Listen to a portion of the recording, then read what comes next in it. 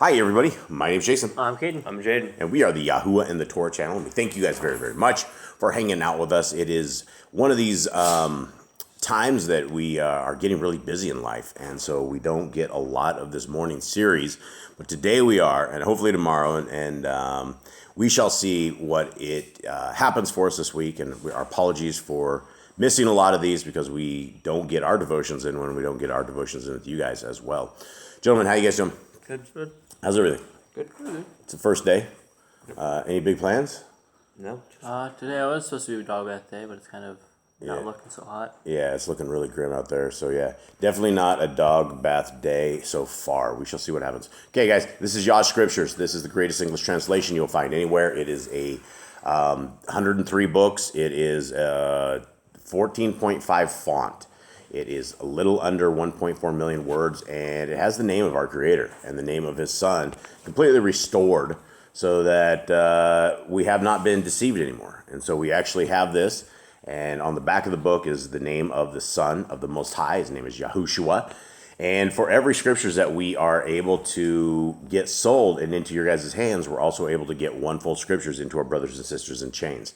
And they are very excited. These books should be available here in June, in just about a month. They are hot on the press right now, and we're hoping that they will be finished very, very soon. So they are all right there. If you cannot purchase them, not a problem, because here are the free PDFs. Everything that Yah Scriptures has is free, because the word of our Creator needs to be free, as it should be free, because the only way that we're going to reach a lot of these people is by getting them into things like this. And this is Yah Scriptures, the PDF. This is a PDF you can email around. It's small enough that it can be put as an attachment.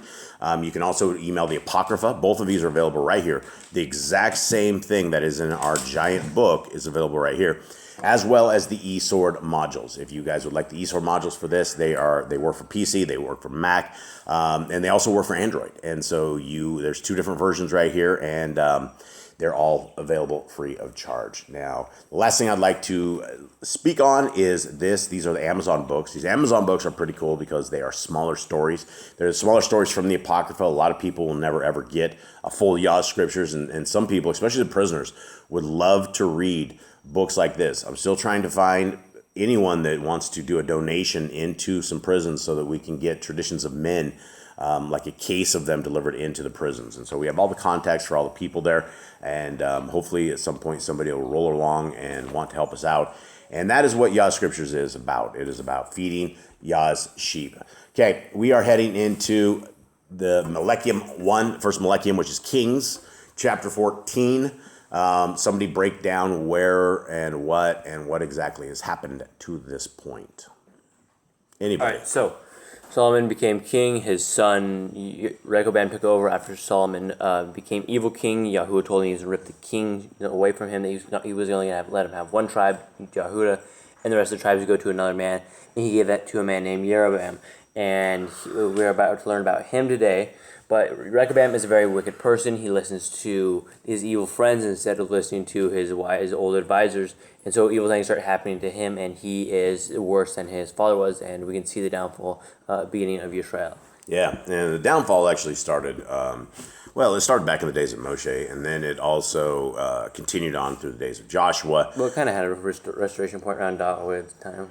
It had a restoration point, but they still were never able to cling the lands. And so even though it was a restoration time, they still had all of the outsiders, and they were all stuck around them from the mistakes that the forefathers, Joshua, Yahushua, had made when he was leading them. Okay, let's go. 1 Kings 14, verse 1. At that time, Abias, the son of Jeroboam, became sick. And Jeroboam said to his wife, "Please arise and disguise yourself so that they do not know that you are the wife of Jeroboam. And go to Shiloh. See, Achiah, the Nabai, is there, who spoke that I would be sovereign over this people. And you shall take with you 10 loaves and cakes and a jar of honey, and go to him. Let him declare to you what becomes of the child." Now, why do you guys think he had 10 loaves going? I don't know. Maybe the guy is really hungry and needs 10 loaves of bread. Yeah, He has the 10 tribes, so... But he's the southern tribe. These guys are the southern tribes. This Is is. he trying to drop hints here? Isn't this northern? This is southern. Isn't Judah down below? These are guys are Judah, right? Yeah, Judah's down below. Jeroboam's the guy who took over the 10 tribes. Oh, did he? Yeah, Rehoboam's the son of Oh, Solomon. okay. So we're dealing with the northern tribes of Yisrael right now. Okay, Jay, give us back a quick little history on this part, because who is Yeroboam? Rehoboam is the guy from the tribe of Ephraim, and Yahuwah anointed him king over the other 10 tribes. Okay, so there we go. Then we have the 10 loaves, which is clearly what he's You dropping hints to the prophet here. Yeah. Why didn't he just go himself? I mean, he just asked the prophet himself. I don't know. But continuing on, let him declare to you what becomes of the child. And Jeroboam's wife did so, and rose up and went to Shiloh, and came to the house of Achiah. But Achiah was unable to see, for his eyes had dimmed because of his age. And Yahuwah had said to Achiah, see, the wife of Jeroboam is coming to ask you a word about her son, for he is sick. Speak to her thus and thus, for it shall be when she comes in that she makes herself strange. And it came to be, when Achiah heard the sound of her footsteps as she came through the door, he said, come in, wife of Jeroboam. Why are you making yourself strange? And I have been sent to you with heaviness. Go say to Jeroboam, thus said Yahuwah Elohim of Yisrael, because I exalted you from among the people, and made you ruler over my people Yisrael, and tore the reign away from the house of David, and gave it to you. And you have not been as my servant David, who guarded my commands, and who followed me with all his heart, to do only what was right in my eyes. But you have done more evil than all who were before you. For you have gone and made yourself other mighty ones, and molded images to provoke me, and have cast me behind your back. Therefore, see, I am bringing evil to the house of Jeroboam, and shall cut off from Jeroboam every male in Yisrael, whether shut up or left at large, and sweep away the remnant of the house of Jeroboam, as one sweeps away dung, until it is all gone. Now, hold on real quick. I'm going to go see if I can find a picture of this. All right. So I found a little picture right here. So what we're dealing with, because I was confused on this thing, because it's been a while since we've been back to this particular chapter or this book. We're dealing with the northern tribes of Israel, and this is not a map of current of where we're at, but kind of just an idea of what it is. So we're ended up with the southern tribes, and that would be Judah and Benjamin. And then you had all these northern tribes. This is what we're dealing with up above right there. And so we want to make sure it's clear in all of this stuff exactly who we're talking about here, because both tribes, both tribes, one goes into captivity at one point, one goes into 10 go into captivity at another point. And the northern tribe, the one we're talking about right here, we've never come back. And when I say we have never come back, the people of Yah have been dispersed across the globe. Well, it's not a globe, across the plane. Sorry, programming. Yeah. So this is what we're talking about. Is there's a group of people, and they at the end of time it talks about the northern tribes coming back. And coming back to Yah. And so there is a remnant out there. And this is why I believe we are these remnant if we will obey the law, statutes, and commandments of our Creator. Okay, going on to 11. Now, what did you guys talk about sweeping away dung until it's all gone? What was I think it's going to go so well. about what? Sweeping away dung? Until it's all gone? Well, that's what they're talking about. You think you get rid of a dung when you sweep it? Not really. I mean, I guess if you're using a broom, it's going to have some It depends on what it is. I mean, if it's just like a hefty thing, you sweep that right up and sweep it off. Maybe it's dry. Yeah, you never know. Okay, anyway, sorry guys. Right. Here we are. 11. Those of Jeroboam who die in the city, the dogs eat. And so, so therefore, this is what he's saying, right? So this is what the prophet's saying. Those of Jeroboam who die in the city, the dogs eat. And those who die in the field, the birds of the Shamayim eat. For Yahuwah has spoken it. And you, arise, go to your house. When your feet enter the city, the child shall die. And all Yisrael shall mourn for him and bury him. For he is the only one of Jeroboam who shall come to the grave. Because in him there is found a good report toward Yahuwah, Elohim of Yisrael, in the house of Jeroboam. All right, what did I just say? That didn't sound right. So basically, when she steps foot back in the gates of her place, the child will die because Yahuwah only sees good in him out of the house of Jeroboam. But then he says, for he is the only one of Jeroboam who shall come to the grave. But they end up, because in him there is found a good report toward Yahuwah, Elohim of Yisrael. I think like a proper burial, like a proper dying. I think come to the grave in peace.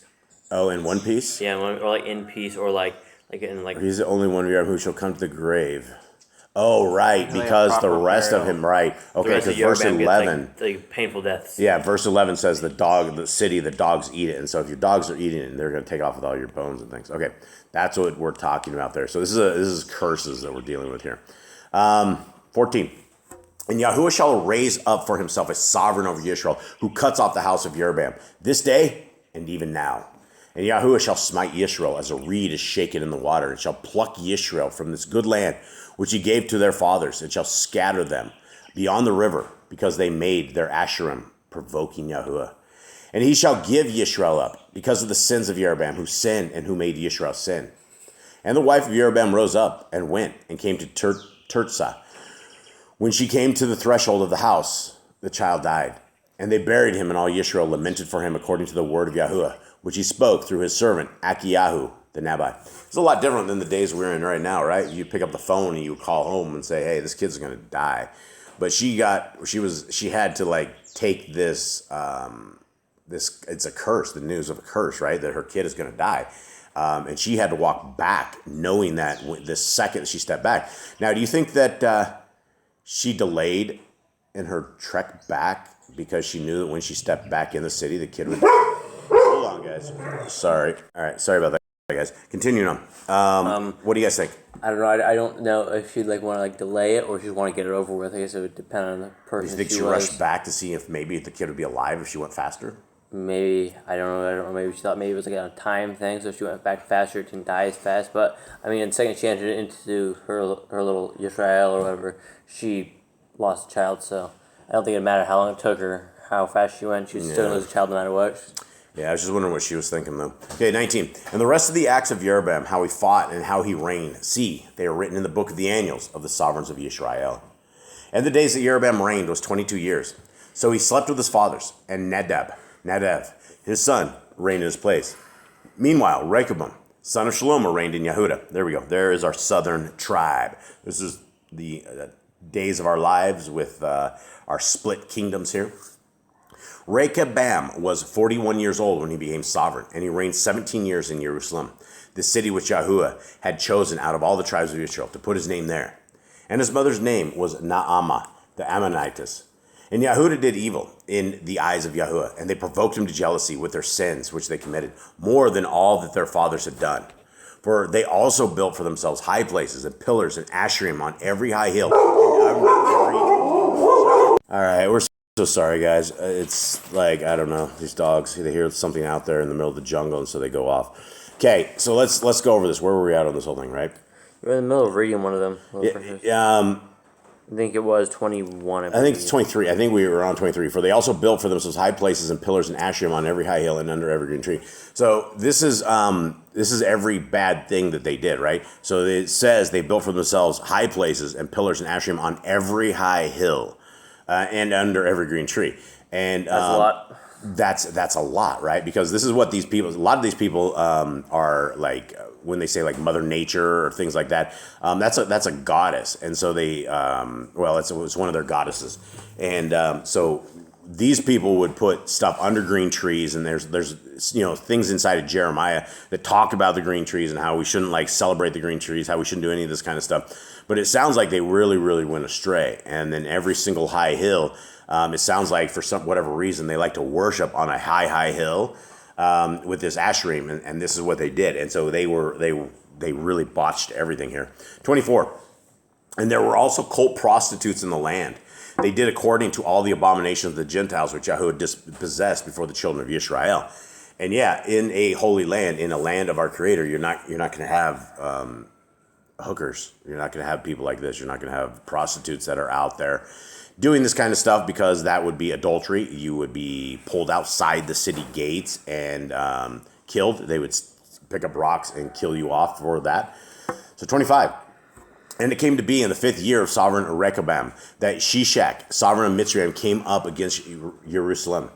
And he took away the treasures of the house of Yahuwah and the treasures of the sovereign's house. And he even took away all.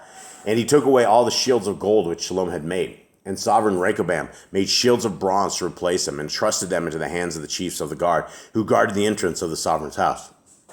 So they went from gold down to bronze.